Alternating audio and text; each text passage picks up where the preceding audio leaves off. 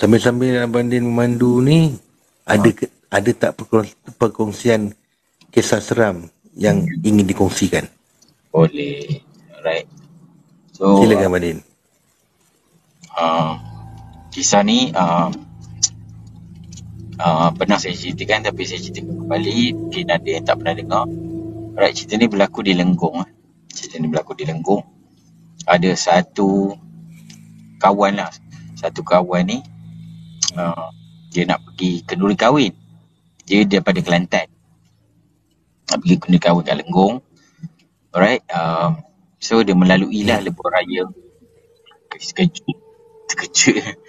Dia gunakan lebuh raya Gerik Jeli tu lah. So dia melalui jalan lebuh raya Gerik Jeli. Dengar ke suara? Hello, dengar tak? Lag ke? Saya lag ke? Saya lag ke? Dengar. Okey. So bila melalui tadi ada lag sikit lah. Ni sekarang okey kot. Sebab kawasan kampung ni. Okey, lepas tu dia melalui jalan tu, waktu tu malam. Jadi dia nampak ada satu R&R. Cerah gila, dia pun berhenti. Berhenti, benda pertama dia rasa pelik. R&R tu semua orang berjubah. Semua berjubah. Semua berjubah warna putih. Baik lelaki, baik perempuan. Dia cakap, seragamnya. Yang peliknya, takkan customer pun pakai baju seragam kan. Tapi dia masa tu perut dah lapar. Jadi dia pun singgah. Order satu mi goreng. Dia pun order mi goreng. Dapatlah makan panas-panas kan.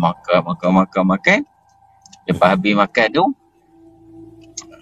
dia ni seorang tau. Makan. Lepas tu dia terus gerak. Dia telefon lah member dia. Dia cakap, rumah kau jauh lagi ke daripada R&R ni? Dia cakap kan. R&R mana? Kawan dia tanya. R&R yang berhenti dekat Tasik Aban ni. Lepas tu kawan dia cakap, tak apa, kau tunggu datang lah. Aku tunggu tepi jalan, nanti kau datang. Kawan dia pun tunggu tepi jalan. Dia pun balik, ikut kawan dia balik sampai rumah. Lepas tu kawan dia cakap lah, tanya, kau tadi berhenti kat R&R mana? Tasik Aban. Lepas tu kawan dia syok lah dengar Tasik Aban. Dia cakap lah, situ memang ada banyak makanan sedap. Lepas tu dia tanya lah, kau makan belah kiri ke belah kanan? Sebab kalau Tasik Raban, dia ada kiri dan kanan. Tapi betul-betul dekat Tasik Raban. Lepas tu dia cakap, tak ada, ni aku makan R&R atas bukit. Lepas tu kawan dia cakap apa? Apa kepelik kau ni? R&R atas bukit? Kau tahu tak, R&R tu dah 4 tahun lebih ke 5 tahun dah tutup, dia cakap kan. Lepas tu kawan dia ni menyangkal lah, apa kau mepek ni? Aku elok tadi makan ramai kat situ. Cuma aku pelik satu lah, dia cakap. Aku pelik satu, kenapa orang kat situ semua pakai yang putih, dia tanya. Oh Allah ya Rabbi. Lepas tu kawan ni bertanya lagi sekali, kau serius makan dekat R&R atas bukit tu? Iya, cerah gila tempat tu tadi. Lepas tu kawan dia cakap, tak apalah kan. Lepas tu kau makan apa tadi? Dia cakap, aku makan mi lah. Lepas tu kawan tu suruh muntahkan balik. Dia cakap, kau muntahkan balik. Aku tak sedar hati ni sebab kawasan tu dah tutup lama. Lepas tu dia cakap, kau ni pelik lah. Lepas tu dia pun jolok tekak dia lah. Jolok tekak dia tahu apa keluar? Keluar cacing, weh. Astagfirullah. Keluar cacing. Lepas tu kawan ni sampai tak boleh tidur lah malam tu. Dengan sakit perutnya, dengan sakit kepala semua ada. Tidur tu lepas subuh, tunggu hari cerah. Dia dengan kawan dia ni pun keluar, pergi ke R&R tu balik. Dia pergi-pergi, dia cakap, na'udzubillah, dia cakap. Gila semaknya. Bayangkan tempat tu dengan semaknya. Lepas tu dengan apa? Dengan R&R tu hancur. Lepas tu kedai-kedai tu hancur. Oh, menggigil kawan tu. Lalas demam dia kat situ. Demam. Baru tahu lepas tu dia cakap, malam tadi macam mana aku boleh nampak benda ni? Cerah gila, aku makan elok, aku makan berselera. Rupanya aku makan cacing, babe, kata dia. Patutnya bila dia nampak benda tu pelik, orang semua pakai seragam je kan. Kau sendiri faham sudahlah benda ni kan. Tapi itulah, kalau kena kat saya lah, contoh kalau kena kat saya kan. Saya pun mungkin akan jadi benda yang sama. Sebab bila dia sebut cerita, tempat tu terang, orang ramai. Jadi tak adalah syak apa sangat. Cuma betul juga, satu yang kita akan confuse, kalau semua pakaian sama dan orang dia nampak pelik, takkan kau boleh stay lagi tempat tu kan. Patutnya kau belah lah. Patut macam tu lah. Hmm. Patut belah lah kan. Tapi kadang-kadang benda-benda mistik ni, kadang-kadang dia macam menutup kita punya akal logik akal kita. Dia menutup logik akal kita. So bila dia start menutup logik akal kita, itu yang kita tak boleh fikir dengan baik tu. Ke laut kita. Kan? Bila ke laut kita, tu yang jadi dia tu. Kan? Akhirnya makan juga Makan juga. Lala cacing weh. Allah. Okay. Ada satu lagi cerita, ni kisah driver lori. Silakan. Alright. Driver lori ni dia selalu pesan kat orang dan dia selalu masuk dalam Ismail punya kisah seram. Bapakku FM. Sebelum Bapakku FM, zaman THR Gegar. Oh, zaman ingat THR Gegar. THR Time Highway Radio zaman tu. Club My Friend Corner semua tu kan.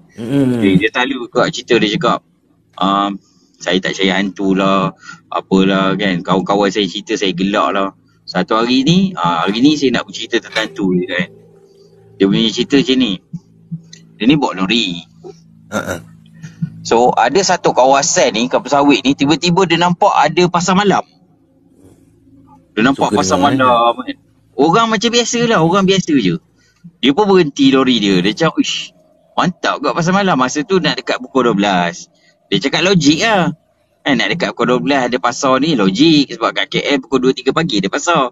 Dia fikir macam tu. Tu saya cakap, bila tempat-tempat macam ni, dia kadang-kadang dia hilangkan waras kita. So, dia pun berhenti. Dia berhenti. Dia pergi masuk dalam. Lepas tu dia tengok ada satu perempuan tu macam gamit dia kan. Dia pun ikut. Ikut masuk terus kat dalam. Pasar tu meriah. Orang ramai semua. Tiba-tiba, Waalaikumsalam warahmatullahi wabarakatuh. Dia beli air. Dia berhenti beli air. Dia berhenti beli air. Elok dia minum je, dia duduk. Lepas tu dia kedipkan mata. Dia pejamkan mata sekejap. Bila dia celik-celik, dia buka balik mata. Tempat tu gelap gelita. Dia dalam sawit. Dia dalam kebun sawit. Lori dia jauh betul. Dia kena berlari. Cuma yang dia lagi satu. Macam mana dia boleh jauh dengan lori? Sebab dia Macam mana dia boleh jauh dengan lori? Sebab dia tadi kan dia jalan masuk pasar malam tu. Dia berasa masuk pasar malam. Sebenarnya dia bukan masuk pasar malam. Dia masuk ke dalam sawit. Kan, habis lah dia punya kaki belecah apa semua kan. Lepas tu dia belak. Bila dah gelap dia tengok lori dia sayup jauh. Dia dah tengok, ish, mana pasar malam tadi? Tak ada weh. Dia lari. Sampai dekat lori dia terus pasang lampu dekat dalam lori dia. Lepas tu dia cek apa benda yang dia minum tadi. Sekali dia lak mulut, bau hanyir. Rupanya dia minum darah weh.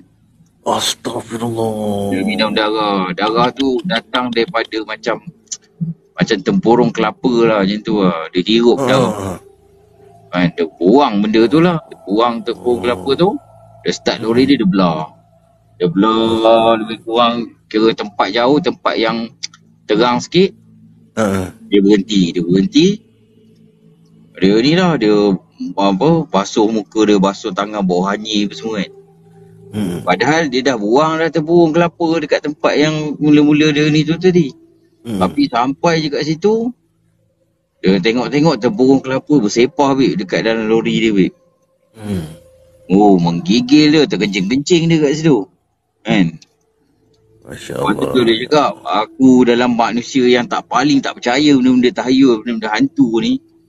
Sekali aku kena, mendapat kata dia.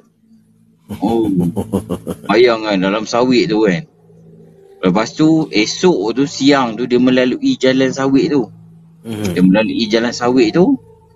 tu dia perasan ada kuil lama tertinggal lah kat kawasan tu. Kuil lama. So semalam yang dia pergi, dia minum air darah tu dekat area-area kuil tu lah, dia cakap. Kuil tinggal lah. Rupa-rupanya entah mana, entah darah siapa lah dia minum tu Badin. Cuma dia tak bagi tahu lokasi tempat tu lah. Cuma dia bagi tahu dekat antara jalan Pantai Timur lah dia cakap kan. Itulah dia cakap hati-hati lah pada driver lori. Kata tengah malam kau nampak benda pelik-pelik tu, memang tempat tu pun kau tak kenal, jangan pandai-pandai berhenti lah. Tak logik dia cakap kan. Tapi itulah dalam aku pesan kat orang, aku kena dia cakap. Ya, kadang-kadang kita kita macam saya sendirilah, saya pun kalau pergi tempat orang, saya ada masa-masa saya teruja juga. Tengok ramai gila kan. Macam tadi saya lalu dekat Alostar kan. Saya lalu kat stadium tu, macam KL babe, ramai gila orang. Tapi logik lah kat Alostar lah kan, tu logik lah. Bayangkan kalau benda tu tiba-tiba dekat dalam hutan, kat Changlon ke kat mana, itu memang tak logik lah. Memang kalau saya berhenti memang saya cari penyakit lah. Tiba-tiba pula ada stadium tiba ada stadium kat Changlon, orang ramai pula kan. Itu memang dekat Changlon tiba-tiba Okay, so cerita seterusnya pasal Mandin. Cerita seterusnya ini cerita sahabat saya kan. Dia ni pergi ke belah selatan tanah air. Dia ada syuting. Jadi dia pergi cari homestay. Lepas tu dia dapat satu homestay murah homestay tu. Lepas tu malam tu dia memang tak cakap banyak dia dah letih kan. Masuk homestay dia tidur. Esok tu tuan homestay tu telefon kat dia. Dia pun tak angkat. Member tengah tidur ke. Lepas tu tengah hari tu dia telefon balik tuan homestay tu kan. Dia cakap, "Kak, nak check out."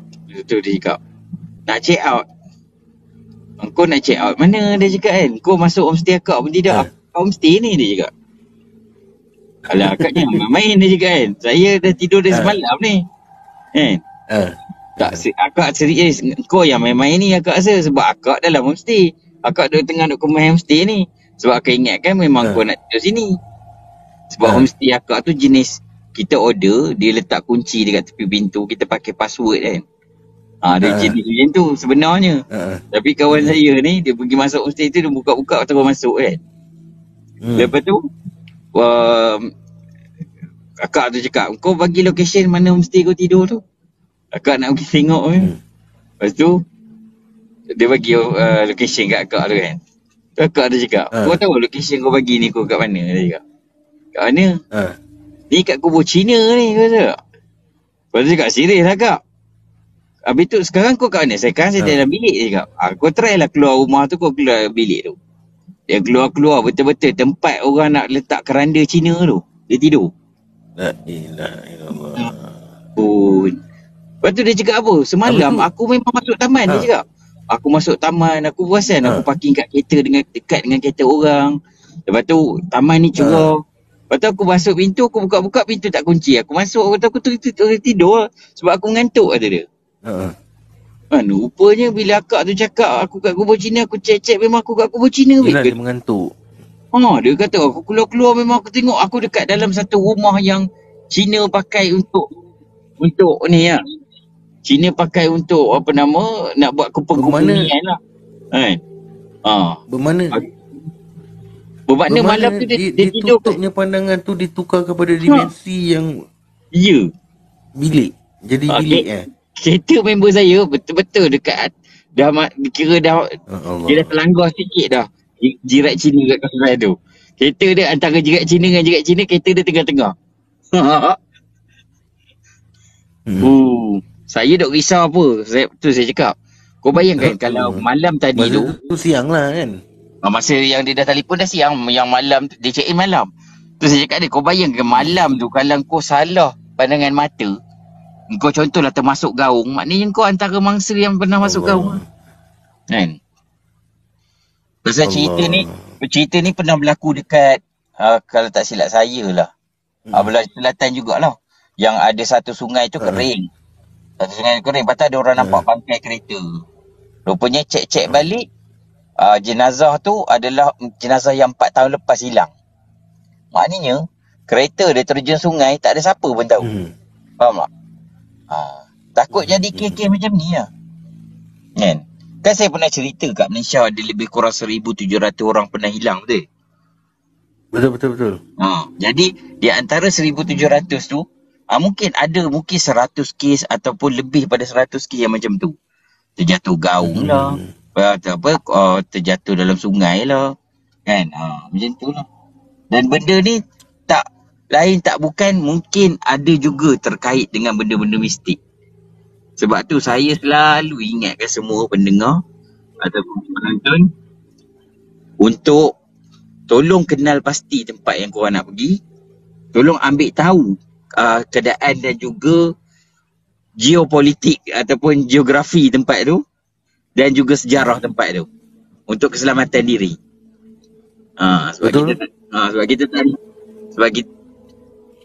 Sebab kita tak nak benda-benda macam ni berulang kan. Sedih kalau jadi. Kan? Sebab nyawa ni satu je. Itulah betul. Apa ni Badin, kadang-kadang yang kita, yelah macam Abang Badin kata tadi, aku nasihat orang tapi bila kata tiba masanya aku pula yang kena. Itulah. Bila kena nak kata tu pun susah, nak cakap pun susah. Bila kena tu pula memang tak boleh nak buat apa. Kan? Itulah. Saya sebenarnya dah terkena juga Badin, pernah kena sekali. Masa saya kena dekat satu gerai yang dekat Beranang. Mana Bandar ni? Tiba-tiba dia pause. Itu tempat saya repair kaki tu, Beranang. Dekat Beranang Bandar, saya kena. Dia ada satu selekor tu, gerai tu sebenarnya dah lama tutup. Gerai tu. Tapi entah macam mana pandangan saya dengan isteri pada petang tu lah. Tengok gerai tu buka, saya pun singgah. Saya baik punya makan cendol. Lepas tu saya makan kuih tiaw. Rumah saya makan mihun dengan teh o panas. Lepas tu dalam beberapa tahun tu ada satu perkongsian daripada sahabat ni, pemerhati dunia. Dalam ni mungkin dia ada kot kat sini. Dikatakan gerai tu dah lama ditutup. Makcik yang menjaga dekat gerai tu sebenarnya dah meninggal.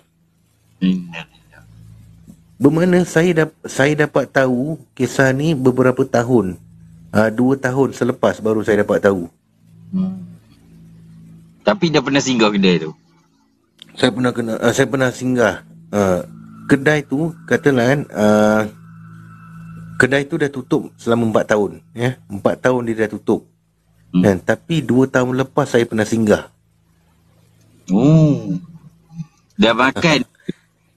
Dah makan dah Mandin. dah jadi taik dah. Tak tahulah apa benda. Tak tahu lah salam Amri. Tak tahu lah apa benda yang disumbatnya.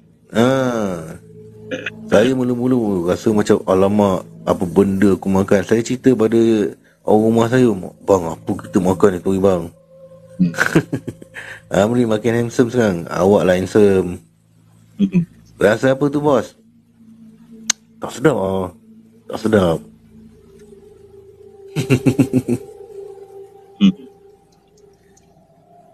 Tapi itulah tak ada apa masalah tak ada apa jadi kat perut ke apa Alhamdulillah lah, tak ada apa pun berlaku. Rupa-rupanya bang, kejadian ni pernah berlaku juga dalam tahun ni bang. Tempat yang sama? Pemandu lori. Pemandu lori yang terkena.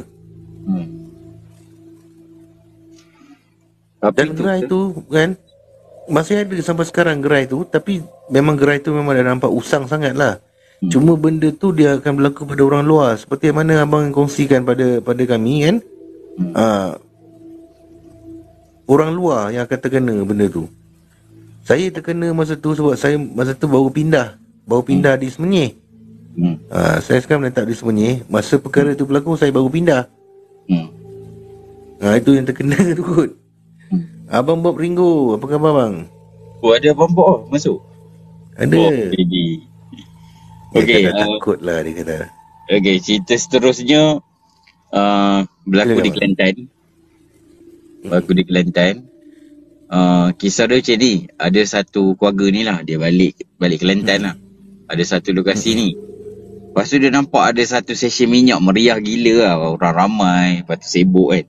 Dia pun singgah. Dia singgah, lepas tu dia belilah macam jajan-jajan sikit apa kan. Lepas tu dia pergi toilet. Lepas tu dia lepak-lepak santai. Lepas tu dia macam letih lah. Dia pun parking tepi Caltex tu dia tidur kan. Dia tidur-tidur. Esok siang ada orang ketuk cermin dia waktu pagi kan. Ada orang ketuk cermin dia, orang tu tanya kan. Kenapa tidur sini bang? Kata dia. Kata, saya letih semalam kan. Saya lepas beli barang kat Caltex ni, saya tidur lah tepi ni. Abang tak kena ganggu bang, kata dia kan. Siapa yang ganggu, kata dia kan. Yelah tepi Caltex ni ada kubur dia cakap kan. Tak tahulah pula saya kan. Lepas tu abang beli apa kat Caltex, dia cakap. Adalah saya beli jajan. Lepas tu dia cari jajan dalam kereta dia, tak ada pula jajannya. Lepas tu dia cakap ni, abang Caltex ni dah lama lah bang tutup. Lepas tu dia macam pelik lah. Semalam ramai orang, saya beli jajan. Dia pun cari dah sambil cakap tu. Dia cari dia tak jumpa jajan dia. Lepas tu dia cakap, tak ada bang, memang tak ada. Dah ramai dah orang kena macam abang kena ni, dia cakap. Masya Allah. Lepas tu dia macam gelabah lah. Lepas tu dia tengok betul-betul lah tepi Caltex tu kan. Dia tengok tepi Caltex tu memang kubur weh. Memang kubur. Lepas tu masalahnya yang dia cakap tu pula, orang tu tak wujud pun depan dia. Dia cakap seorang-seorang sebenarnya. Yang orang ketuk ke? Betul. Caltex selalu. Pasal ada orang yang tegur dia tu pun tak wujud depan dia. Dia tengok, dia kali tak ada orang tu. Gila. Baru ni saya lalu kat situ bang. Baru ni saya lalu kat Caltex tu. Saya nampak Caltex tu. Tapi betul lah, Caltex memang ada something wrong lah. Memang nampak lah ada something yang macam kelibat lah. Saya perasan di ujung mata saya. Saya tengok tepat, dia tak ada. Bila saya start pandang ke depan, kita ni, pasal tak ujung mata kita ada something yang kalau bergerak kita dapat rasa betul tak? Pasal tak? Kalau contohlah ada orang lalu tepi kita, kita tengok depan tapi kita akan rasa tau orang tu lalu tepi kita. Saya dapat benda tu lah. Bila saya lalu kat situ, saya tengok tepat saya tak nampak. Tapi bila saya pandang depan, dia lalu kat tepi. Ui, seram ambil Caltex tu. Masa tu saya lalu dah nak maghrib. Orang cakap, aduh jangan kau ikut dalam kereta aku sudah. Yang itu betul rare. Daripada The Madani Team rasmi, sekejap bang. Waalaikumsalam. Ada cerita seram tak? Ada. Inilah ada cerita seram ni. Layan. Okey, teruskan Madin. Okey. So, bila saya tengok berasa dekat ujung-ujung mata tu, saya pun berani-beranilah pergi tengok kat side mirror. Tengok-tengok kat side mirror. Memang betul lah. Ada something yang tertinggal kat situ lah. Tapi tak tahulah benda tu benda yang macam mana nak. Sebab benda tu just kelibat dan benda tu just macam bayangan-bayangan je lah. Saya tu lah rezeki juga tak dapat tengok benda tu secara real. Sebab kalau tak dapat tengok secara real, mau mengigau saya. Lagi satu mau susah lah saya nak bergerak kan.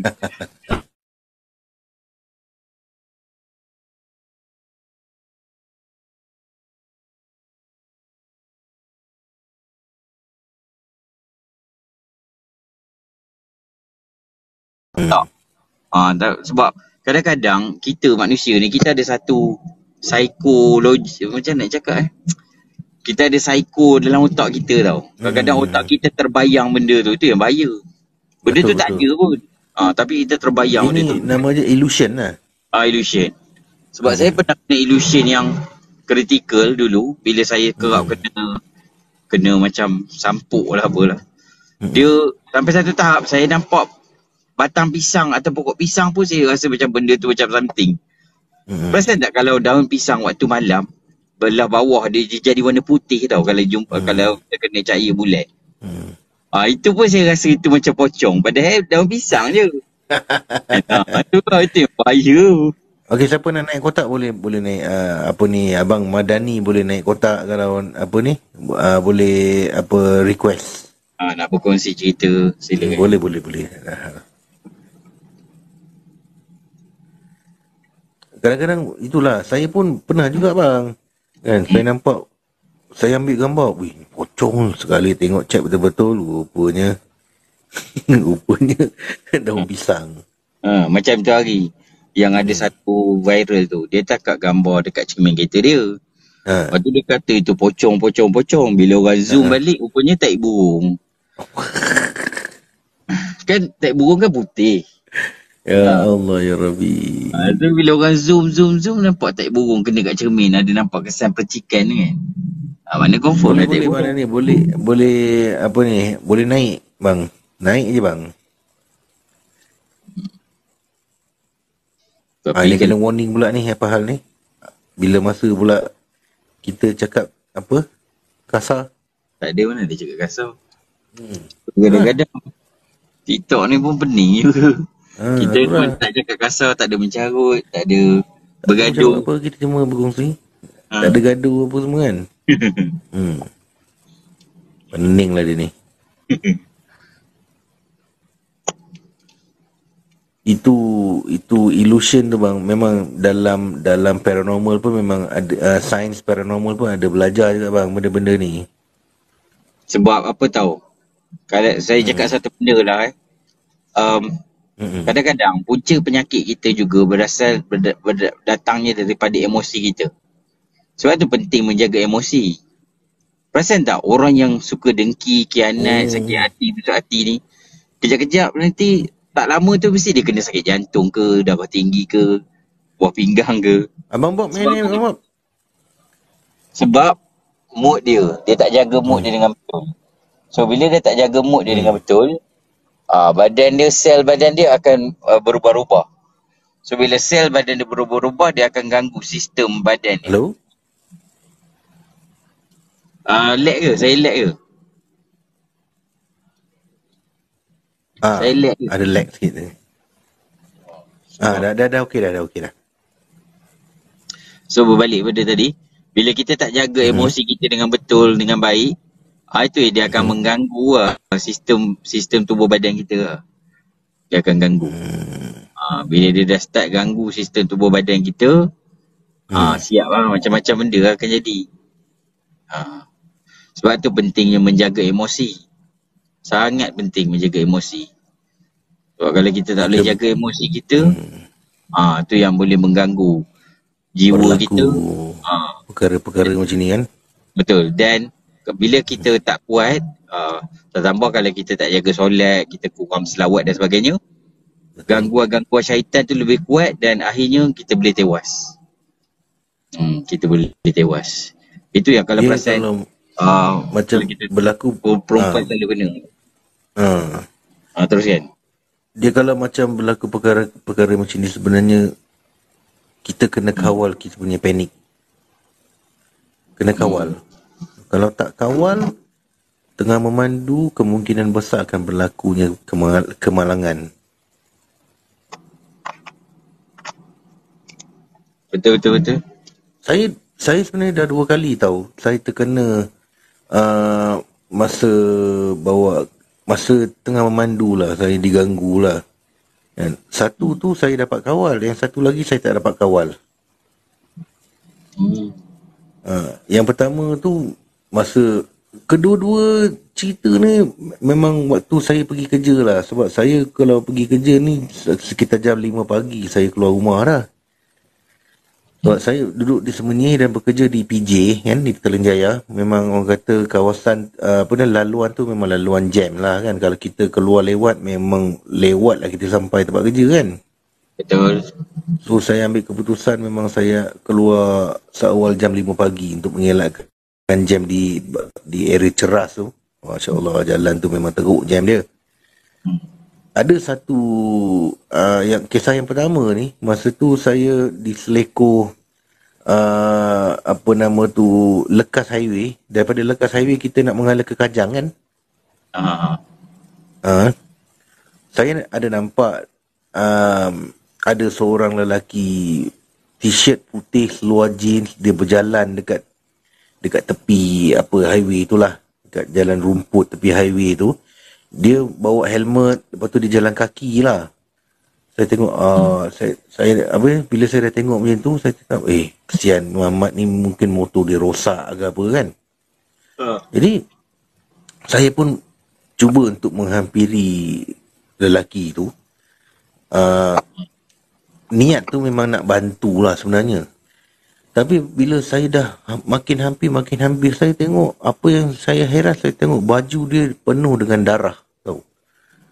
Baju dia dipenuhi dengan darah. Jadi, ini Mamat ni accident ni kan. Bila saya makin menghampiri dia kan, yang membuatkan saya tak boleh memang tak boleh untuk berhenti untuk bantu dia, apabila saya tengok dia berjalan atas angin. Terapung lah. Dia bukan berjalan dekat atas bumi yang nyata, dia berjalan atas angin. Lepas tu saya pun terus gerak lah. Saya kata, ini bukan ni kan. Ini bukan ni. Jadi saya pun bawa lah kereta macam biasa. Sekejap lagi tak sampai 5 minit bang, dalam kereta saya tiba-tiba terbau bau macam hamis darah bang. Wangi. Bau macam hamis darah. Rupa-rupanya dia dah ada dekat belakang saya. Aduh. Dekat belakang saya. Tapi dia tak buat apa. Ditunduk, diam. Ditunduk je tau. Tapi alhamdulillah lah bang, masa tu kan Allah bagi saya kekuatan, saya tak panik lah bang. Assalamualaikum Bang Madani. Sekejap bang, saya habiskan cerita saya sekejap Boleh. Saya pun memang dah lama tak dengar cerita seram ni. Abang Bob Ringo pun naik ni. Lepas tu teruskan bang. Lepas tu alhamdulillah masa tu Allah tak bagi, Allah orang kata kuatkan hati saya supaya saya tak panik. Saya baca apa-apa yang patut, benda tu tak mau keluar bang. Tak mau keluar.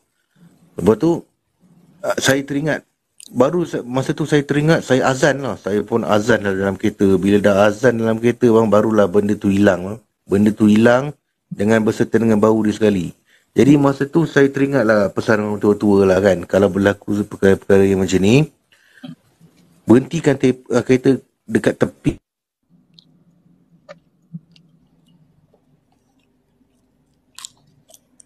Lepas sini sejak aku tumpangkan kau, keluarlah daripada kereta aku.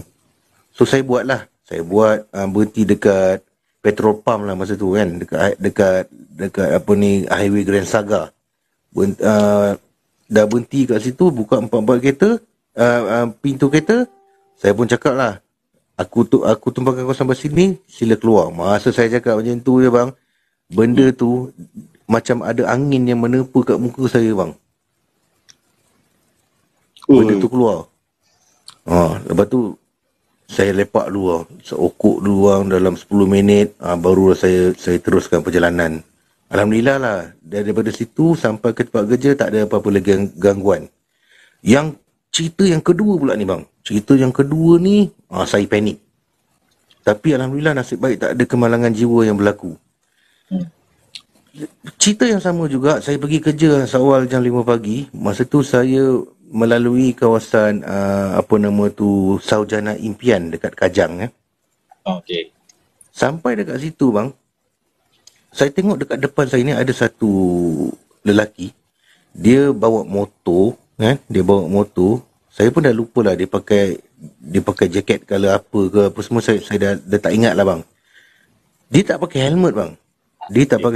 Tapi yang menghairankan saya, dia gunakan ikatan tali warna putih, ikat dan berakhir dekat sini.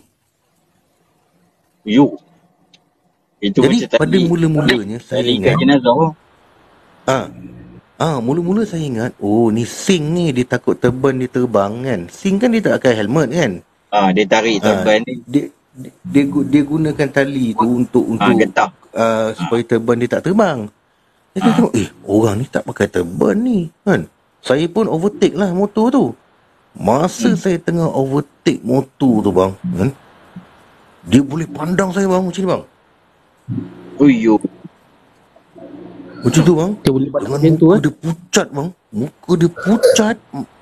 Ini dia punya bibir ni bang. Kalau tori memang tak berdarah bang. Muka sebiji mayat bang. Muka sebiji mayat. Saya masa tu bang, saya punya terkejut bang. Saya tekan minyak tu. Nasib baik depan saya tu tak ada apa-apa kenderaan, tak ada kereta, tak ada motor. Kalau ada bang, memang saya langgar je bang. Masa tu. Saya punya tekan minyak masa tu. Zah. Tapi ATT tu naik motor lah bang Dia naik motor. First time dengar ni. Tapi jangan tanya saya motor apa dia naik, saya tak ingat dah masa tu bang. Memang tak ingat lah. Dia tengah panik Bang, tak ingat. Apa yang saya ingat, dia pakai ikatan tu begitu. Lagi satu kalau dalam gelap kita tak nampak orang buat motor apa. Betul. Yelah kan, pagi kan. Assalamualaikum. Abang Bob, apa khabar Abang Bob? Ya, Alhamdulillah. Alhamdulillah. Dengar tak suara? Dengar bang. Clear. Dengar tapi macam sayup abang. Sayup eh. Lain kot bang. Dekat mana tu bang? Dengar. Abang Bob kat mana tu? Kat rumah tengah buat kerja. Oh, tengah kerja. Ingatkan dekat konti. Buat tengah kerja apa? Aku tengah edit ni banyak benda nak buat ni. Okey. Siapa pula nak kongsi cerita? Okey, Abang Madani kita lah pula. Ni betul-betul Silakan, Abang bang. Suria FM. Saya memang setia dengar Suria ni. Baik. Legend tu bang. Itulah saya masa apa? Macam ni masa dekat college dulu memang selalu berangan lah kata music hits terbaik Suria FM macam tu. Ya. Itu era tu. Tapi saya gabungkan. Saya gabungkan. Sebab kita Banyak. nak apa, punya semangat era apa DJ tu. Babak ada cerita seram ke? Saya suka mendengar dulu. Cerita lah. Ya Abang Bob pula. Aku lama tak dengar cerita kau Bob.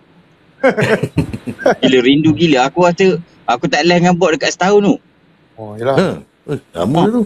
Setahun. Last tu aku cakap dekat korang. Aku last dengan Bob tu hari yang paling rancak. Bila aku buat live yang aku cakap paranormal dekat Terowong Menora tu. Gila babe yang tu. Aku tanya Bob sendiri lah. Memang gila yang tu lah.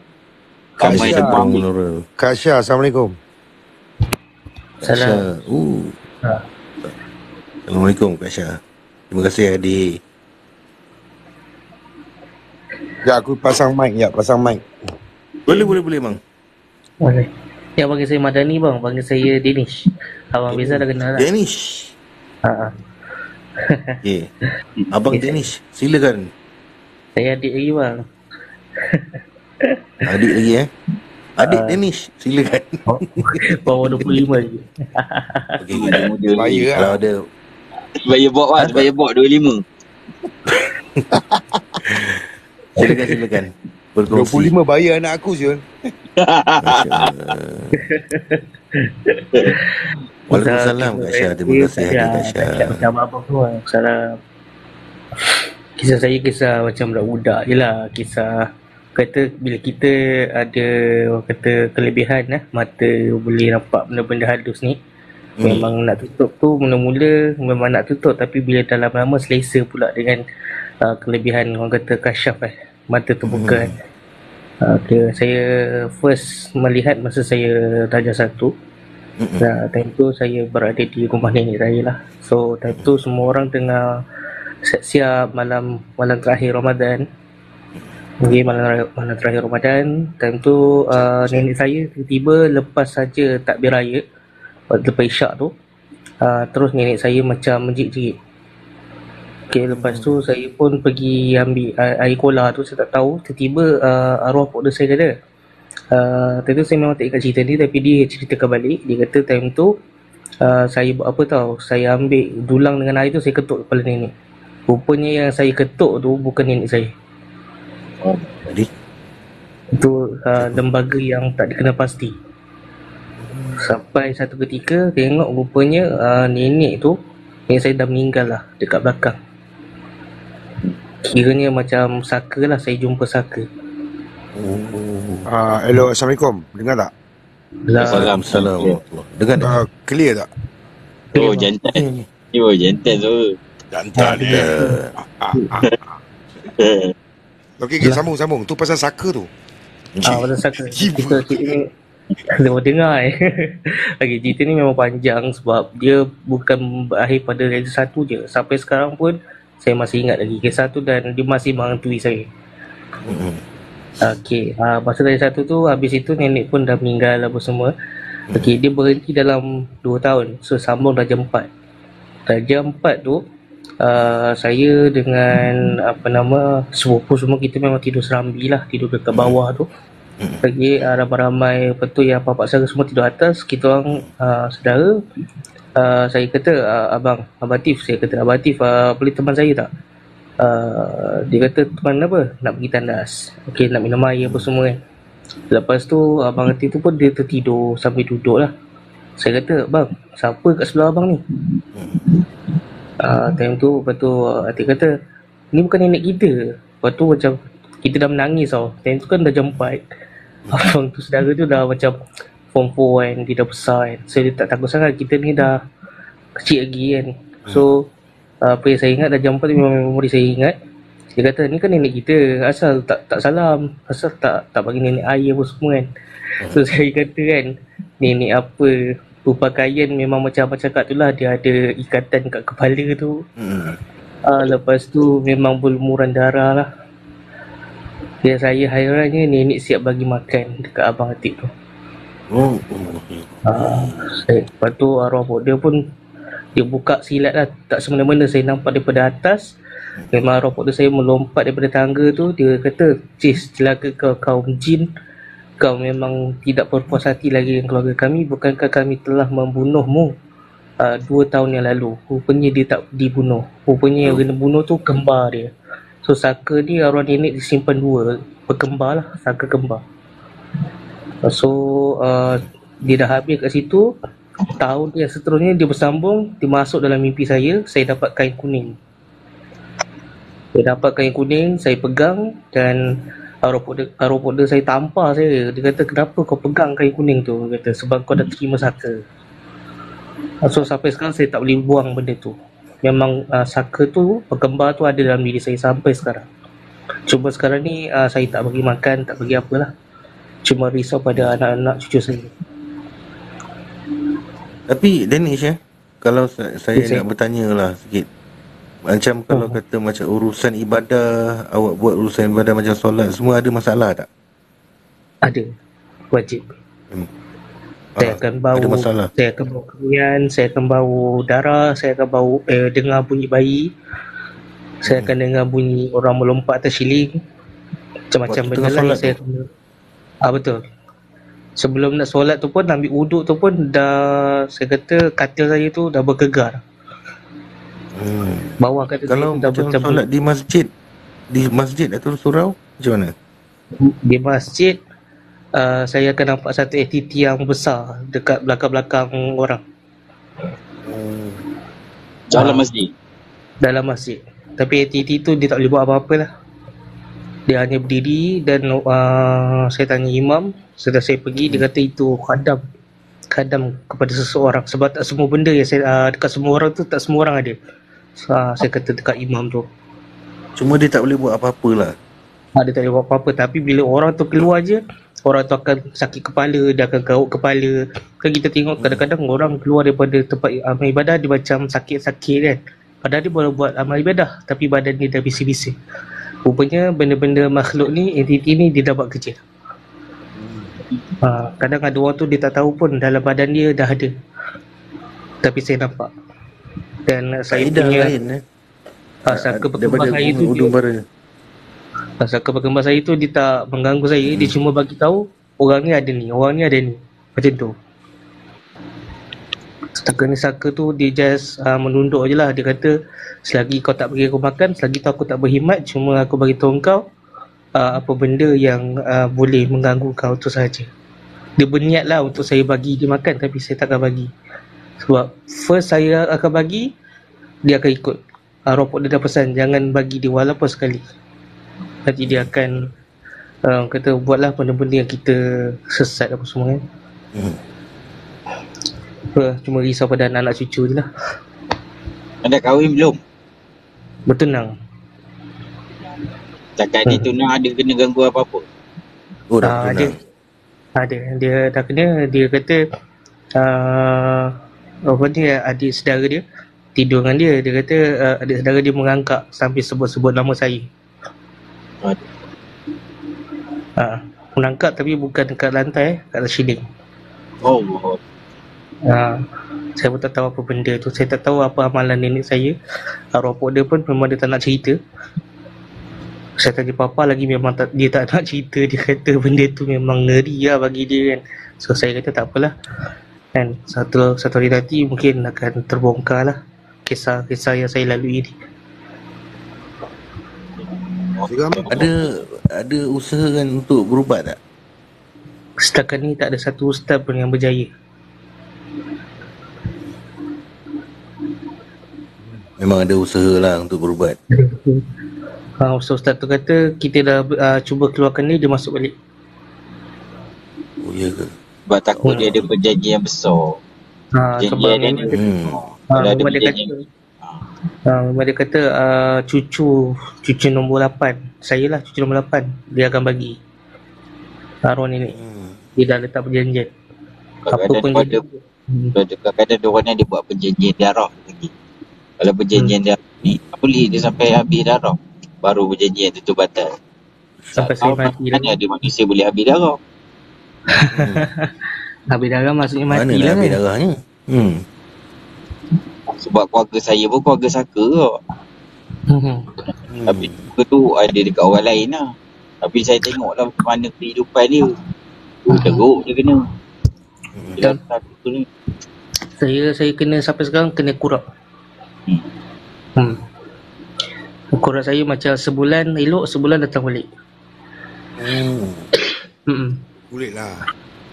Kulit. Setiap kali ustaz datang hilang, lepas tu bulan depan dia datang balik. Kata-kata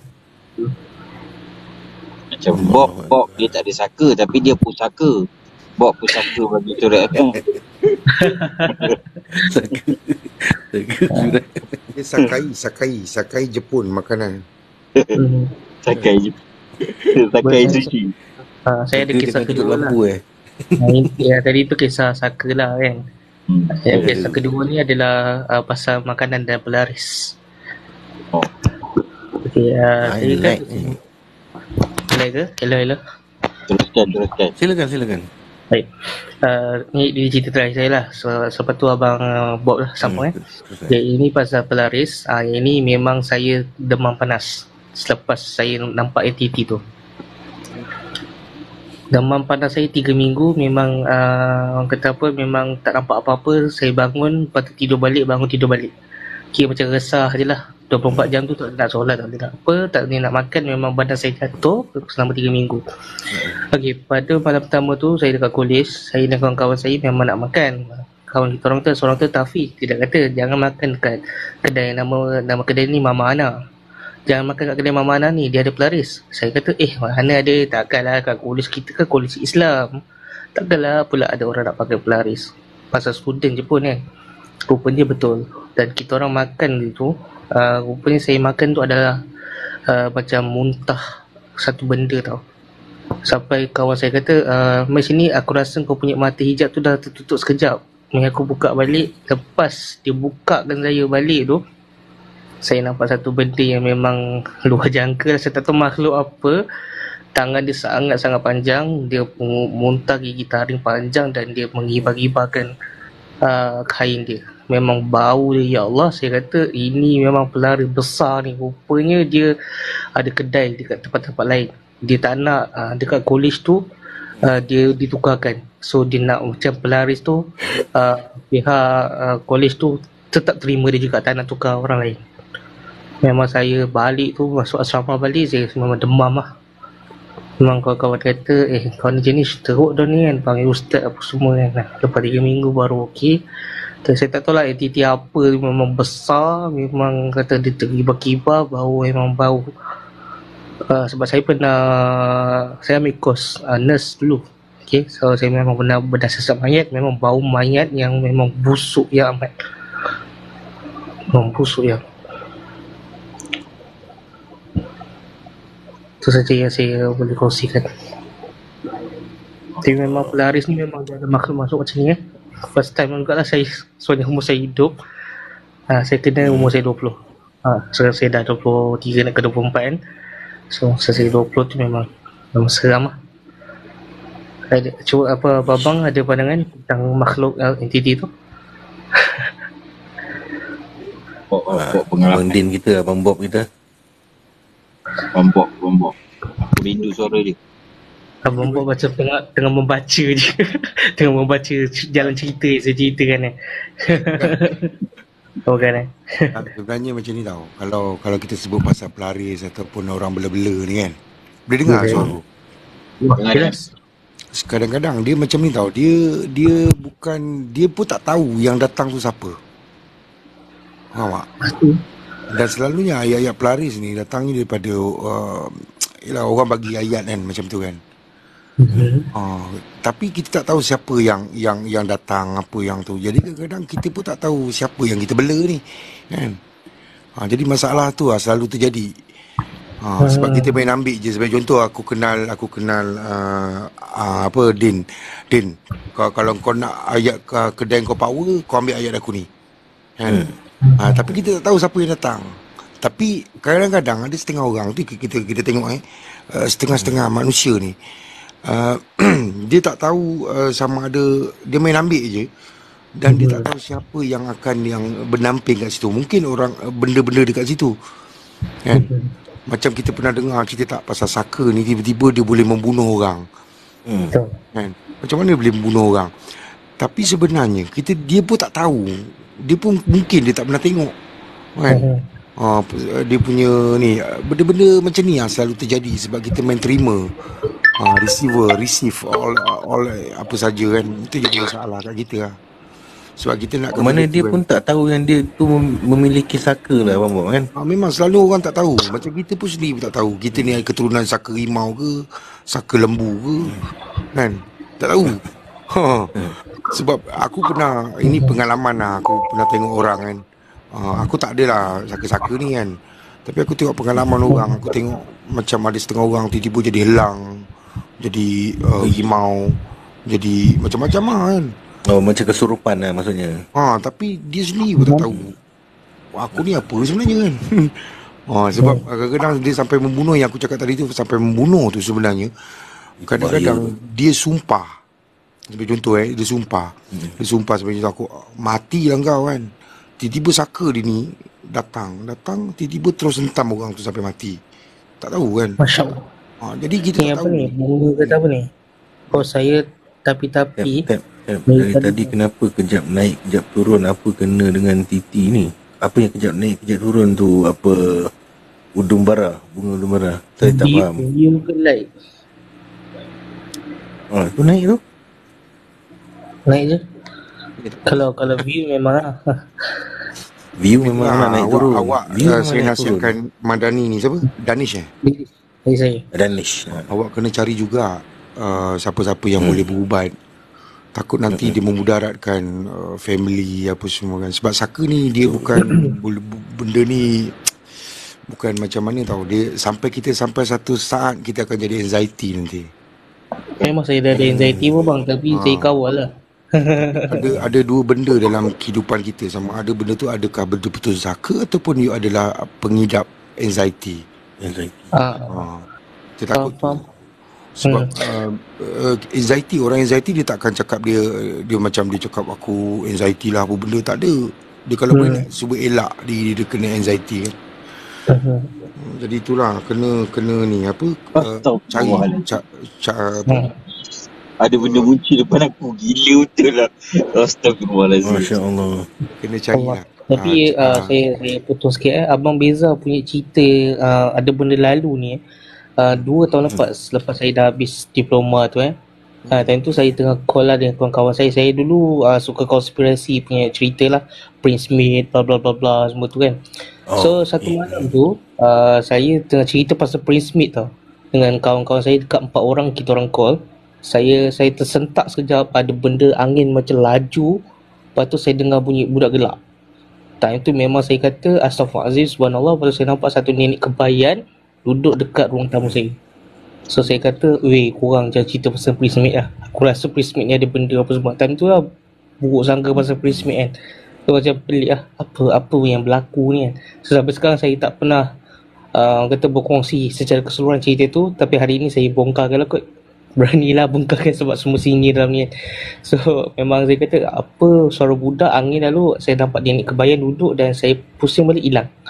So saya tak tahu apa benda tu, saka ke, benda singgah ke, ataupun ada kena dengan prismate, saya tak tahu.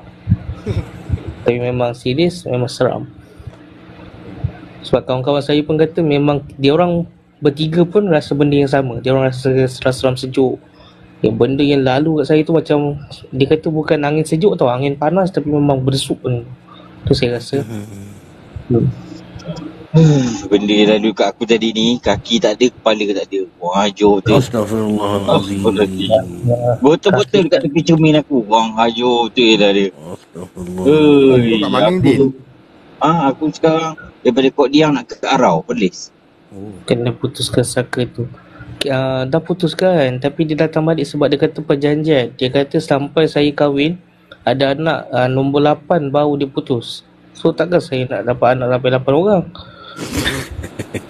Perjanjian tu pun memang nampak. Taklah dia putus tapi dia sambung dekat anak nombor 8 tu pula nanti. Itu perjanjian yang dia nak buat lah. Takkan keturunan ni mana dia pergi tu. Kecuali kalau ada orang yang pandai, boleh bawa keluar dia tu. Itu je. Macam tu lah. Jangan putus asa lah Danish ya. Jangan putus asa InsyaAllah. untuk pergi berubat. Benda ni tak ada boleh jalan dia tu. Sebab macam contoh dulu kan, kisah satu artis lah yang asalnya suami dia mengubat orang, tapi akhirnya dengan dia sekali terlibat kan. Padahal yang kita tak pasti sebab mahkamah pun tak putuskan yang dia yang membunuh, sebab kalau ikutkan jatuh hukum dia kat suami dia 302. Tapi disebabkan dia nak hidup dan mati bersama suami, dan akhirnya dengan dia sekali terlibat, dan nama dia yang buruk kan. Korang mesti kenal kan MF kan, siapa dia kan. Kenal. Tahu. Tapi kisah dia memang sedih lah. Nama dia Metallica ke namanya? MF kan. Metallica. Kenal. Bang Madi, kalau betul benda tu ada kat Danish, kena usaha buang bahaya untuk anak cucu kamu. Tu Abang Madi cakap. Ya, Abang Madi ada. Semua kenalan saya ni. Ya, saya tahu. Kena cuba usaha sebab benda ni kalau diam tak boleh. Ya betul. Sebab dah sampai saat yang kamu terbukanya hijab ni tu, sampai saat itu dah bahaya dah untuk kita. Betul. Sebab dulu aku pernah cerita dulu pasal Datuk Arundin kan. Dia cakap apa, kalau kita dapat melihat tu, itu bukannya anugerah, dia kata. Tapi itu dia dapat sakit, dia kata. Sebab yang boleh melihat ni semuanya bukannya kita. Kita belum sampai tahap tu. Tapi kalau kita dah dapat tu, kita sakit, dia kata kan. Q Izora. Waalaikumsalam warahmatullahi wabarakatuh. Betul Bob. Sebab aku pernah ada kawan yang memang hijab terbuka ni. Kau bayangkan tengah bawa kereta, elak. Aku cakap aku dah elak apa bang? Alah, aku dah langgar dia. Aku langgar apa? Aku langgar tadi anak satu benda tu lah, anak jin lah apalah. Aku sampai satu tahap bawa, habis tu aku nak lalu mana weh kalau aku elak. Dia jalan ni satu lorong ni je aku ada. Kau nak suruh aku masuk gaung ke cakap dia? Kan, betul tak? Kadang-kadang itu kadang-kadang orang macam tu bila dia memandu, kita takut dia jadi macam tu lah. Betul. Sebab aku dulu pernah interview satu mamat ni lah. Mamat ni dia kata dia ada saka pada kecil. Dan dia suruh aku masa aku dengan Lando dulu, dia suruh aku pergi dekat Subang Airport tu. Dia kata suruh tengok dekat situ ada satu kawasan, dia kata perkampungan. Aku cakap aku tak berani bab macam ni cakap man. Sebab aku tukang, kau bayanglah dulu jangan tuk lampu just untuk mendengar cerita orang aja. Dia nak mencari-cari hantu ni memang tak lah kan, aku cakap. Penakut yang amat lah kan masing-masing. Tapi bila aku interview dia, Mamat ni dia ada masalah mata sebelah dia ni, mata batu tau. Oh. Mata batu. Mata batu tu maknanya mata dia dah mati lah sebelah, buta. Jadi dia masukkan batu macam mata tu kan. Tapi dia punya the best thing is dia ni boleh melihat. Dia kata dia boleh tengok macam-macam. Tapi aku tanya dia satu soalan lah. Aku cakap apa? Kau nampak benda tu macam mana kan? Sebab dia kata dia auto tau. Dia kata, aku cakap kau nampak macam mana? Nampak macam hantu ke, muka hodoh ke? Dia kata tak. Dia kata nampak macam kita ni, dia kata. Dia kata macam tu. Tapi yang menakutkan ni ialah kau bayang kau dia kata paling teruk dia kena dekat roundabout dekat HKL tu. Kan HKL punya roundabout tu kan. Satu nak pergi boleh Tampang. Boleh Tampang tu nak pergi ke Sentul, satu nak pergi ke Ampang, nak pergi ke ni kan. Dia kata tengah-tengah dia tengah drive tu tiba-tiba dia kata ada orang melintas bawa kayu balak babe. Dia kata aku cakap kau nampak benda tu hantu ke apa? Tak, orang. Dia kata orang pegang kayu balak. Dia kata, wish, aku cakap ya betul. Cuma dia sampai tahap macam tu tau. Dia tak, tapi dia kata kalau ada aksiden apa, macam satu aksiden kereta lah, sebagai contoh kalau orang tu mati kan, dia kata kan, dia tengok akan berkerumun, tak tahu daripada mana makhluk datang berkerumun dekat kereta tu. Dia kata macam tu kan. Aku cakap, seram ni baik macam kan. Apa macam mana kalau kau tidur ke tiba-tiba orang sebelah dah jadi biasa bang, dia kata kan. Aku cakap susah macam ni. Nak pergi jamban pun kau nak tengok terberak tiba-tiba datang ke depan kau. Berak ke bang? Masalah. Itu dah kira problem tu. Jadi aku cakap dengan dia, cakap cuba cari benda ni, pasal benda ni nanti dia menyusahkan kita balik. Memang kau suka seronok kan, kau boleh tengok orang ni semua kan. Salah dia, kau dalam halusinasi. Dan bila kau dalam halusinasi, kau akan jadi delusi. Delusi tu jadi masalah kat kita kan. Kita dah di luar parasda kita, dan kita akan jadi gila lah. Itu yang boleh sembang seseorang tu. Padahal kita rasa kita sembang dengan something, sedangkan kita cakap seorang babe. Kan? Betul. Benda tu ketemu pukau lah. Dia bermain dengan kita. Sebab kau rasa macam kau ada bercakap dengan seseorang, tapi rupanya tak, kau cakap seorang-seorang. Tu orang kata, oh gila Mamat ni kan. Itu kan. Kita berasa kita tak gila sebab kita cakap berlaku ada orang. Orang tak nampak, kita nampak. Baik tu macam tu. Itu yang bahaya. Itu sebabnya kita kalau boleh diusahakan, sebab dia orang sukalah duduk tempat kita ni kan. Tapi usahakan tempat tu macam mana. Sebab dia orang pun macam kita. Kalau ikutkan Majusi, agama Majusi, jin yang beragama Majusi, dia tak macam kita. Tapi kalau yang jin-jin Islam, jin-jin apa semua ni yang duduk kat kita ni, dia boleh membaca ayat Quran ni semua selamba babe. Betul. Sebab tu bila kita baca tak betul, dia gelak kan kita. Jangan main. Dia baca tak betul, idgham apa semua kan, dia gelak kan kita balik. Sebab dia pun Muslim. Yalah, dia pun tahu macam mana. Tapi selalunya Muslim tak kacau kita. Yang selalu kacau ni yang kafir ni. Itu sebabnya kalau dalam kita tengok Syafiq buat filem, dia study dengan Majusi punya agama lain kan. Kita tengok dia Syafiq mana? Syafiq anak Yusuf Aslam. Kalau tengok dalam Munafik, dia study betul-betul tau. Dia study betul-betul yang perempuan tu siapa nama? Anak Emises tu. Nabila. Nabila kan. Nabila kan ada baca ayat-ayat semua tu kan. Itu semua Majusi. Dia bukan Islam punya ni.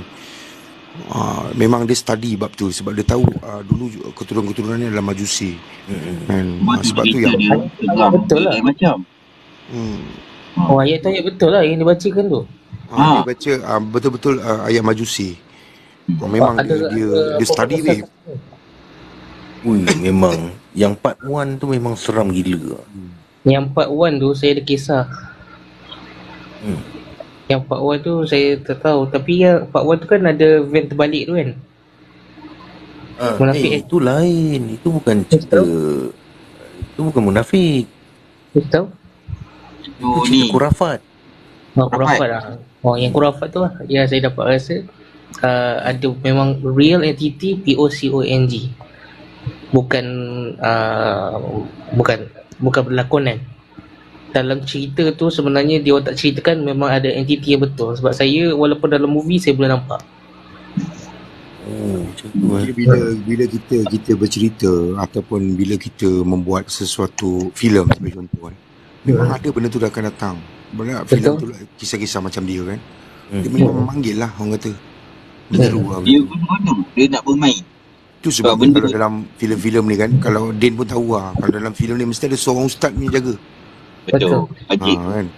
Tak ada masak lah kau. Bunga Udung Barat, terima kasih kena follow saya. Daripada tadi dia baru follow aku. Aku selalu cerita-cerita seram dia, Bob. Aku selalu suruh diorang panggil Datuk ni Tuan Asmawi tu. Yelah, aku semalam dengan dia lah. Kau tak ada cerita pasal aku kat dia? Aku lupa. Dia sibuk tak kat gambar dengan aku. Aku ni betul-betul rapat dengan dia kata tak? Memang Siapa? betul. Datuk Tuan Asmawi. Oh. Kau tengok dekat dia punya titi dia. Kan aku bergambar dengan dia. Di Bomo. Tapi dia ilmu dia lain macam babe. Aku tengok tadi ada kita buat cerita India kan. Hantu India tu. India tu kena rasuk weh, tegak mata, badan berliat. Selamba je dia pergi lawan benda tu. Dia salah seorang perawat juga dia tu. Betul, dia perawat. Tapi dia steady, dia memang humble lah, orangnya humble lah dia. Betul. Dia ni apa ni kalau bahasa Arab cakap Arab, masya-Allah. Betul. Dulu RTM dulu. Masih buat tu. Dialah yang baca apa doa selepas azan untuk RTM. Lepas tu dia juga jurucakap bagi Emirates. Emirates Airlines kan. Dia lah yang terjemahan. Terjemahan selepas azan tu, doa lepas azan kan. Baru-baru ni kan aku ada baca satu artikel tentang pengisahan satu penampakan ni, tapi ni bukan hantu Malaysia lah. Hantu ni macam kalau di Malaysia ni kalau orang panggil orang hutan, macam orang hutan lah macam tu. Sebab dia duduk dekat kawasan hutan. Nama dia Gonggoi. Pernah dengar? Mana? Macam pernah dengar. Gonggoi ni dia duduk di selatan Thailand dan juga Filipin. Bentuk muka dia bujur seorang kanak-kanak. Badan dia berbentuk kanak-kanak. Aduh, seram ni seram. Dan penampakan ni dia orang tengah drive dekat sebuah hutan macam tu. Jadi dia nampak benda ni melompat. Dia lompat tau. Jadi bila dia lompat dia bagi high beam lampu tinggi, dia nampak benda tu. Dan benda ni sebenarnya kaki dia sebelah aje. Masa kecil-kecil mungkin dia kena dia orang kata hantu ni pernah kena rogol. Tapi kalau ikutkan aku punya cerita lah, sebab ni hantu ni dia kedudukan dia ada carta, kedudukan nombor 40 dalam carta hantu dekat seluruh Asia kan. Jadi dia ni selalunya orang yang naik bukit ataupun orang yang duduk tepi-tepi nak pergi ke buat kemah, camping, takut dia datang lah. Sebab dia akan mula daripada kaki. Dia akan hisap macam toyol lah, dia hisap kaki kan, ibu jari kaki kan. Tu pula.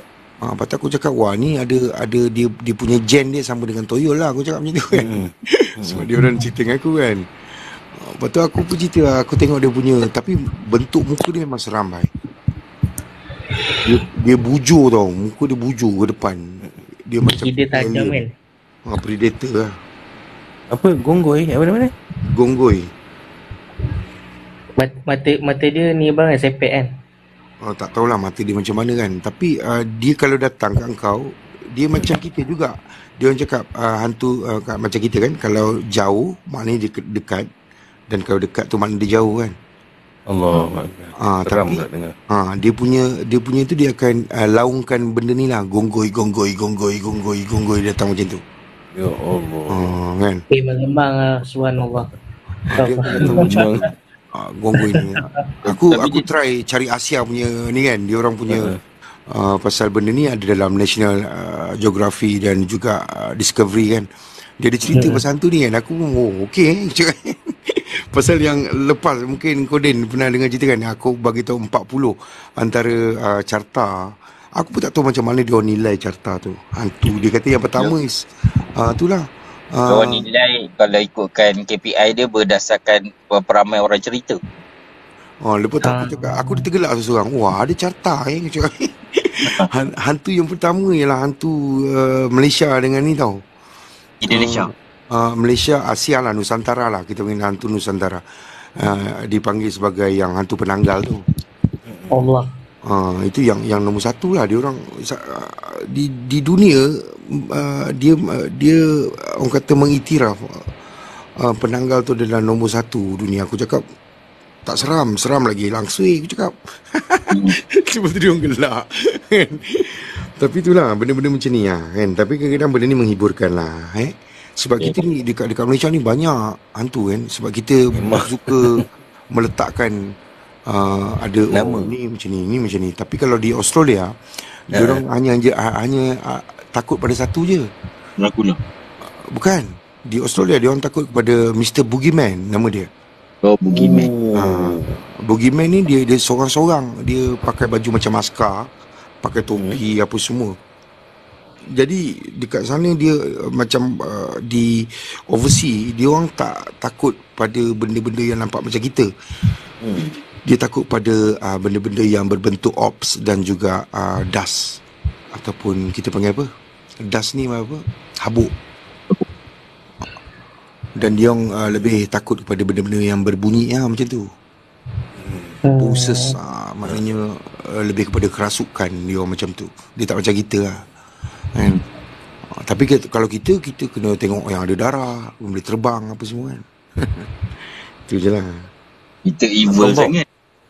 Abang Bob. Ya. Abang Bob masa mengendalikan jangan tutup lampu tu di konti suria je kan. Masa tu sorang-sorang ke Abang Bob? Selalunya dulu aku buat tengah malam 12 sampai pukul 3. Sorang-sorang lah. Tapi ada gas lah, lando. Ada gas. Okey, terus terang aku cakap, aku seorang yang penakut. Sama ni. Aku cuma suka sebenarnya dalam Jangan Tutup Lampu dulu banyak kali aku beritahu lah. Jangan Tutup Lampu tu cerita dia pasal macam sebagai contoh kau pergi camping, kau duduk ramai-ramai kat gunung api, kita sembang kan cerita hantu. Macam tu sebenarnya. Dia bukanlah terlalu hardcore yang aku pergi mencari hantu lah pun, tak ada. Jadi masa dengan Lando tu yang kita buat kumpulan entity tu, the first entity tu, dia berbentuk macam tu sebenarnya. Dia bukan mencari apa semua. Tapi orang dah salah faham. Orang ingat kita ni macam geng paranormal pergi cari hantu. Kau keluar lepas tu lari ramai-ramai. Tak ada macam tu. Tapi itulah sepanjang aku duduk sana, masa aku buat Jangan Tutup Lampu tu macam-macam lah cerita kan. Yang berbentuk yang macam, yang paling aku takut sekali pasal tentera pergi ada apa orang kata, ada operasi dekat dalam hutan. Tiba-tiba tengah-tengah menembak, latihan menembak, tum-tam, dia turun tengah-tengah bai. Kan?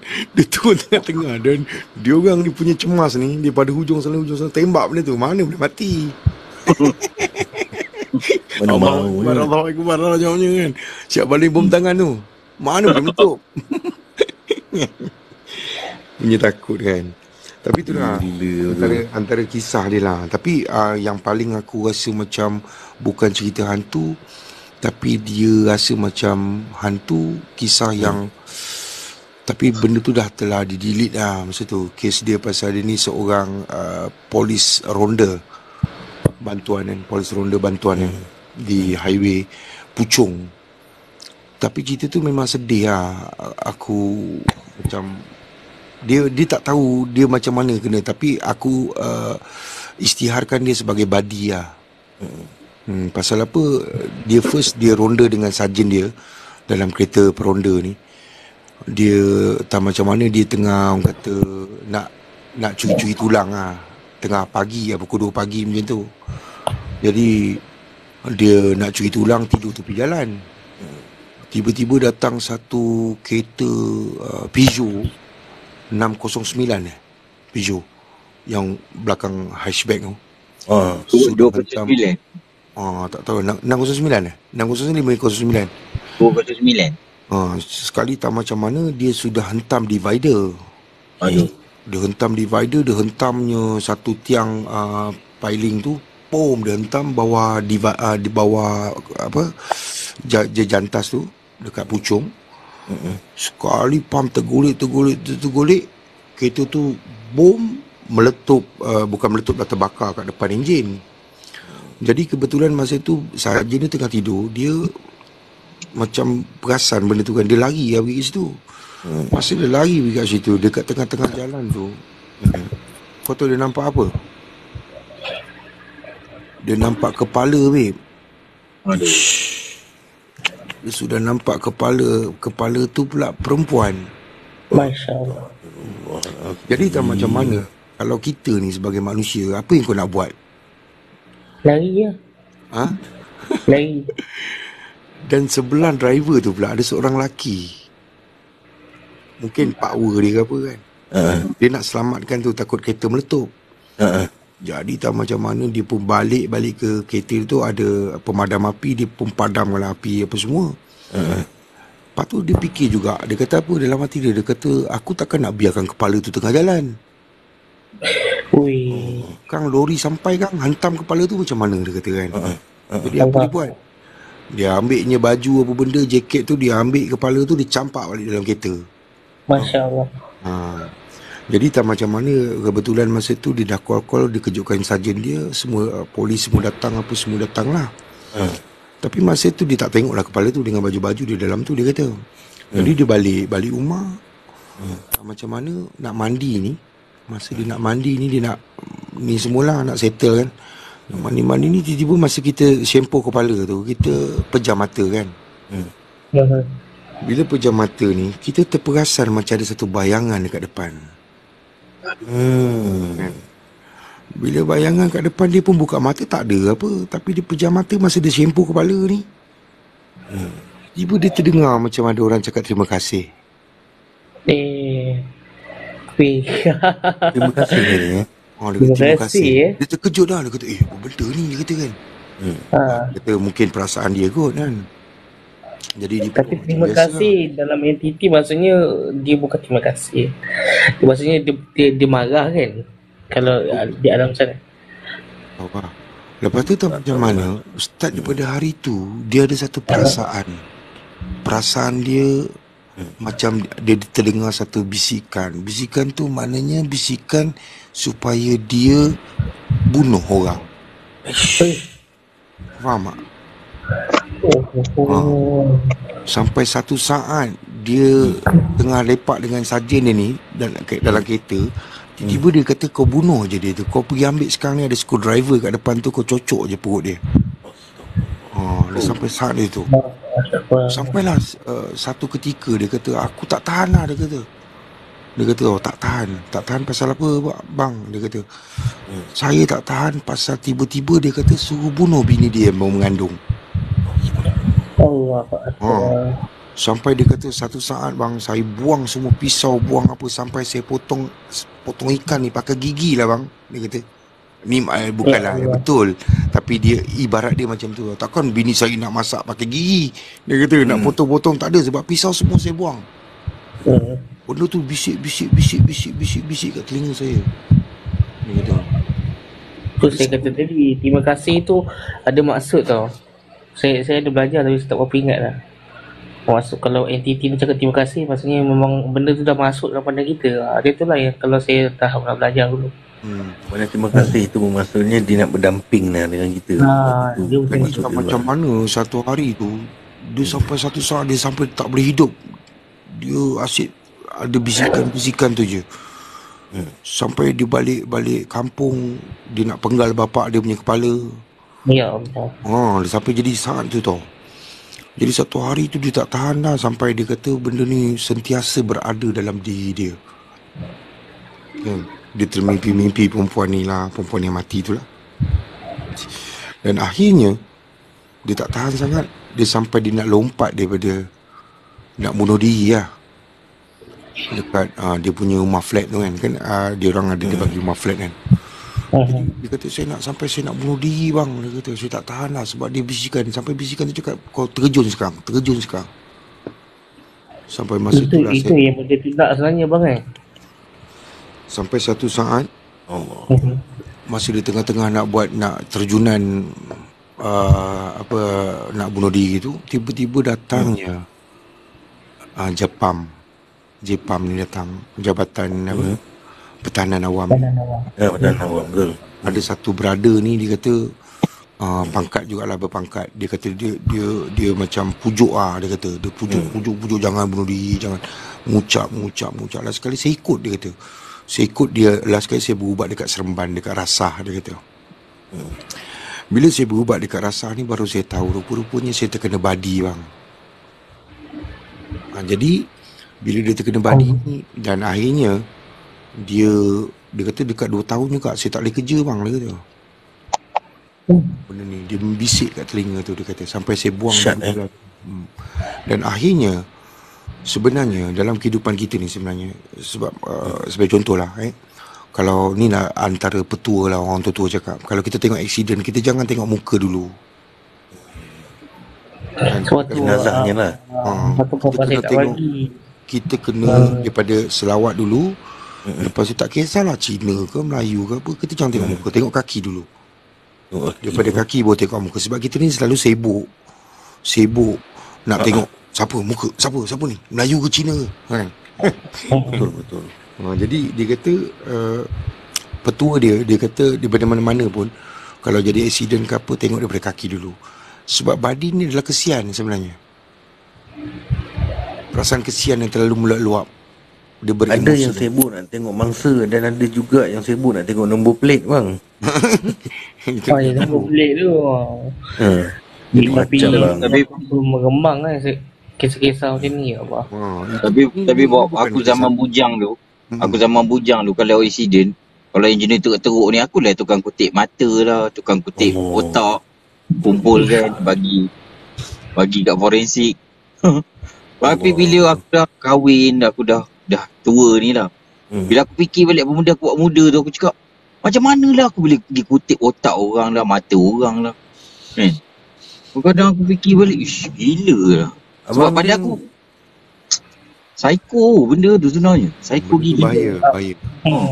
Abang Din kutip benda-benda semua tak pakai sarung tangan. Selamba je. Tak ada. Aku selamba dengan tangan aku. Sampai forensik dia cakap, bro, pakailah glove kan. Aduh. Aku main kutip. Lepas tu aku cakap, ni bang, ni mata kutip dia. Din.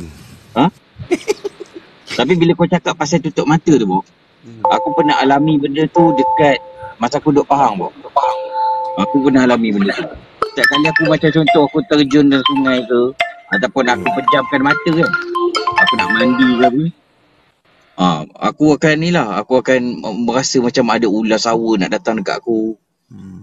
Bila aku pejam mata je, ada benda macam nak datang daripada belakang. Bila aku celik mata tak ada apa. Bila aku pejam mata aku rasa sawa dekat kaki aku. Alamak. Tapi aku lalai benda tu hilang macam tu je lah. Aku lega lah. Bila aku keluar daripada Pahang, benda tu hilang. Kalau aku ke Pahang, aku kena benda tu. Aku tak tahu apa kaitan. Kau ada pendamping kat Pahang ni. Tapi Pahang, Bob, memang kau tahulah aku macam mana aku tubuh kat NGO lawan pasal pembalakan kat Pahang macam mana. Sampai beradab jumpa Agong semua aku. Itulah benda tu menyeramkan lah. Itu sebabnya petua selalunya kalau kita masuk rumah orang kan, kalau rumah tu tak ada orang, kita bagi salam cara dia kan. Bukan cara dia lah, memang kita diajar macam tu kan. Assalamualaikum ibadillahi sholihin tu kan. Betul. Jadi benda-benda macam ni lah sebenarnya adab. Adab kita, walaupun kita tak nampak, tapi kadang-kadang kita tak tahu. Tu sebab aku cakap selalu, aku pesan kalau nak kencing mata kata, tak boleh kencing mata kata. Mana tahu kalau boleh kencing dalam botol lah kan.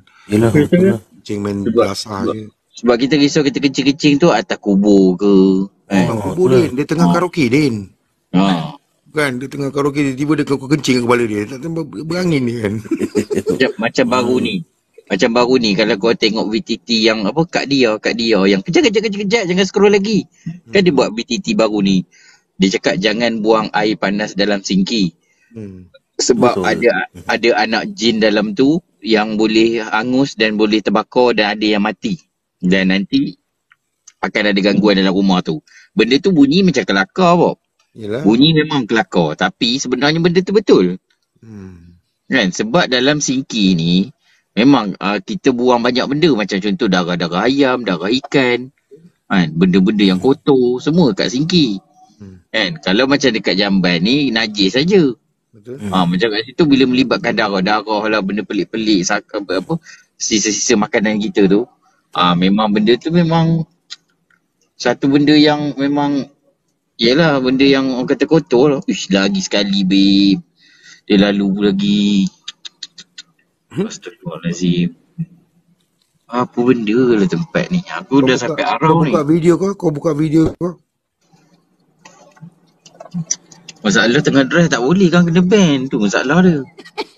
Masih lagi sama Sama. Aku baru ni kena. Aku baru buka kejap. Baru berapa saat je. Pak terus. Tengok-tengok. Aku punya lambang logo aku ada lambang tanda seru merah. RTC. Dia kalau kena ban tu maunya 3 hari 3 hari je. Dia kata aku kena seminggu. Ya, tu seminggu Sendu weh bila kena macam tu. Aduh. Dia punya menyesal tu sampai kesudah. Tu bila aku nak buat je aku teringat balik, jangan. Seminggu aku tak online. Tapi antara tip-tips yang boleh diguna pakai lah, macam sebagai contoh sampah kan. Lepas tu aku baru-baru ni aku dengan satu Ustaz Don kan bercerita lah. Dia cakap apa, betul lah, dia kata kalau boleh jangan ada sampah dekat rumah kan. Satu masalah sampah dekat rumah, sebagai contoh ada setengah orang dia suka buang sampah dekat sebelum nak buang ke tong sampah, dia letak dekat depan rumah kan. Sebenarnya dia kata bukan apa, masalah dia ialah pintu rezeki tu nak masuk tak boleh. Pasal ada sampah tu adalah makanan-makanan, sisa-sisa makanan, dan sisa makanan tu pula tengah dijamah oleh geng-geng ni lah. Betul. Kan. Jadi dia menutup pintu rezeki tu dan malaikat-malaikat pun tak nak lalu kat situ kan. Sebab kotor kan, dia kata macam tu. Dia kata aku cakap betul juga kan. Dia kata kalau boleh sebelum nak tidur tu pastikan sinki tu kosong kan. Sinki kosong, lepas tu kalau ada sampah-sampah sikit buang pokok ikan ke apa semua, bungkus elok-elok buang kat tong sampah. Buang terus kat luar Jangan letakkan depan pintu lah apalah, sebab nak masuk, benda tu nak masuk tak boleh kan. Itu lah jadi masalah-masalah tu, betul lah kan. Bagi aku cakap benda tu selogik lah kan. Sebab aku pun betul, Abang Bob cakap betul tu kan. Jadi kadang-kadang benda ni bila kita terlepas pandang tu, kita kena ingat balik kan. Benda simple dia prinsip tu. Sebabnya adab, kita adab sebagai contoh macam kita cerita ni kan, kita duduk tuduh-tuduh ni semua, benda ni mendengar kan. Dan dia marah bila dia tak buat, kita tuduh dia buat. Marahlah dia. Dia kacau macam kita balik. Dah tak ada kencing. Fitnah dia. Fitnah dia. Tak ada angin. Tu sebabnya kalau ikutkan betul-betul perawat-perawat Islam kan, yang betul-betul dia takkan cakap siapa yang buat apa semua. Sebab apa, kalau kita ada niat macam tu, macam sebagai contoh kita berubat, kita cakap orang ni buat kan, takkan bagi tahu yang kalau betul-betul perawat lah. Kalau yang tak perawat tu dia bagi tahu kan. Dia kata kalau dia bagi tahu nanti dia akan timbul, dipanggil sebagai fitnah, dan orang tu makin lama makin lagi sakit, dia kata. Jadi maafkanlah, dia kata kan. Tak perlu nak dibalas-balas, sebab nanti Tuhan pun tahu kan orang tu buat apa dengan kita tak kan. Itu je lah. So apa ni, Abang Bob, Abang Din, dengan Danish, apa ni, jam dah pukul 3 suku. Saya rasa mata saya pun dah kecil besar ni. Baik. Apa pun saya ucapkan terima kasih banyak-banyak Abang Din, Abang Bob, dengan Danish, Tak lupa juga pada Bunga Udumbara. Oh, daripada tadi dia tap like tadi. Dia daripada bawah. Dan juga sahabat-sahabat apa ni, Sembilan Mata Yang Memandang. Masya Allah, korang memang terbaik lah. Abang Bob, banyak terima kasih Abang Bob. Naik atas apa ni, naik kotak dekat saya punya live ni Abang Bob. Bukan senang nak bawa legend naik atas ni. Jauh tak apa. Aku sendiri pun lama gila tak live dengan dia. Itulah. Tak ada masa lah. Sekarang busy sangat ni. Terima kasih Bunga Udumbara. Okay, apa pun hingga berjumpa lagi. Assalamualaikum. Waalaikumsalam warahmatullahi wabarakatuh. Hormat.